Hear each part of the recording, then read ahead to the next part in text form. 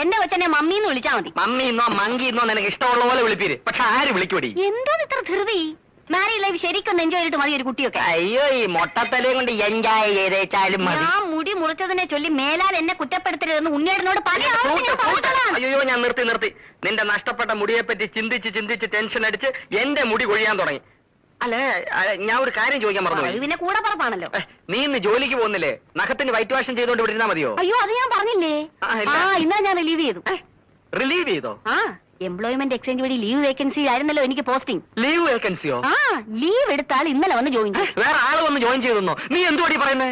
ഇതെന്താ പുതിയൊരു കാര്യം കേൾക്കുന്ന മാതിരി? ആലോചന കൊണ്ടുവന്ന ബ്രോക്കർ പറഞ്ഞില്ലേ താൽക്കാലിക നിയമനമാണെന്ന്? ഇല്ല. പറഞ്ഞു കാണും ഉണ്ണിയേട്ട മറന്നതാ. മറന്നല്ല. എന്റെ ദൈവമേ, മുടിയും പോയി, ജോലിയും പോയി. പിന്നെ കുട്ടിയുടെ കാര്യം പറഞ്ഞല്ലോ. എനിക്ക് പ്രസവിക്കാനേ മനസ്സില്ല. അയ്യോ, ഇപ്പൊ കുട്ടിയും പോയി.